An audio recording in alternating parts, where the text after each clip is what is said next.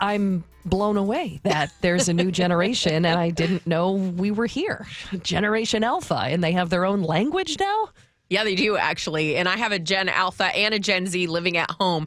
So when I'm, in the kitchen and I'm making dinner or I'm washing dishes, I can hear my kids talking, and I'll hear my daughter say, period. And I'm like, wait, you got your period? What? No, that's not what that means at all.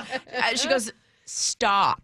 Stop trying to talk, Mom. Right. Stop trying to make fetch happen. And then I started hearing the word "got" in my house. My daughter would go, "got," and I'm like, "What does that? What?" And then at one point, it scared me, and I didn't know what was going on. So I finally had to look it up because she wouldn't tell me what it means. Why and wouldn't she tell you? Because she doesn't want. It's their own language. Yeah, they don't. And she doesn't want me saying it. They don't want parents. The second we start understanding it, they're going to move off from it immediately. So "gyat," I don't know whoever's listening. G-Y-A-T. Mm-hmm. It means somebody with a big butt. Oh. So we were at the store. Like as a compliment. It can't. Yes. Okay. And my daughter goes, "Woo, got." And I went, I know what that means now. Who are you talking?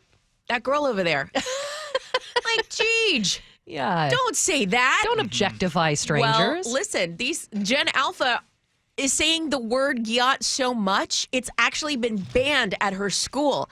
Teachers know what it means, and there's one teacher that apparently has a juicy booty. Okay. And they walk in and they're like, "Hey, teach gyat." Oh my God. And so they have now banned they are not allowed to say it. I cannot imagine talking to my So can we go back to teachers junk that in the way. trunk? Yes, that's exactly what, yes. Caboose. Derriere. Thank you. That's our word. She's got junk in the trunk. Yes. But yes, it is gyat, and it comes from, I'm not going to say it, but God, and then that other word, like God. It comes from the other gosh darn. Yes, gosh darn. Okay, thank you for translating. That's an interesting one. I'll try that out in public. And then, no, please don't. I'm going to a concert this weekend, and I'm afraid I'm going to be the oldest one there, and so I'm going to try it out. Okay. Well, then Sigma is another word. I'm not bro anymore. I'm not bruh. Hey, bruh, because my daughter used to say, "Hey, bruh," and I'm like, "No, I'm mom.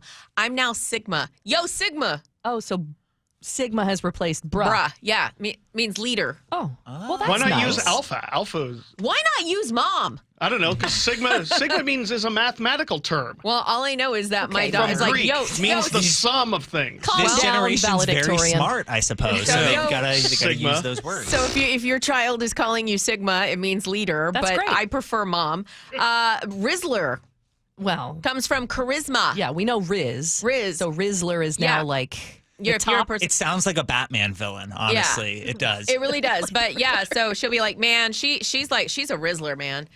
I'm like, "What is that?" And then I don't ask because I get side eye. And then it either means you're a good person or you're a flirt.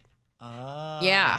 So Gen Alpha says that the word skibidi came from a Sounds YouTube like a series. kid trying to say spaghetti. Yes, it sounds like that, but apparently it doesn't really have a meaning to it. It's just something that a YouTuber came up with.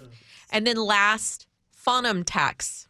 Okay, so I was reading up on this one, knowing we were doing this segment, and you just said a YouTuber came up with the phrase. A lot of these are coming from these online influencer personalities. These they're like making a new language for their generation. So if you and I were out eating and you got a dish and it looks good, and I'm like, "Yo, Sigma, phoneme tax."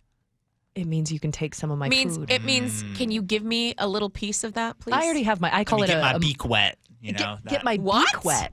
You guys don't know that? Maybe that's a That's millennial term. 1920s term for I'm a corrupt cop. I need to get my beak wet. I need a piece. Just means give me a little. It's like some I of need what a you piece got. of the action, Yeah. right? Period. That's like, hey, I got to get my taste. Well, now that's the phantom tax, I suppose. Well, that's the phantom tax. I call it the mommy tax. Anytime I make my kids something and it looks good, I go, mommy tax. Yeah, when they get a Halloween candy, give me 10%. Take a little for yourself. Give me 10%. Give me 20% of that food over there.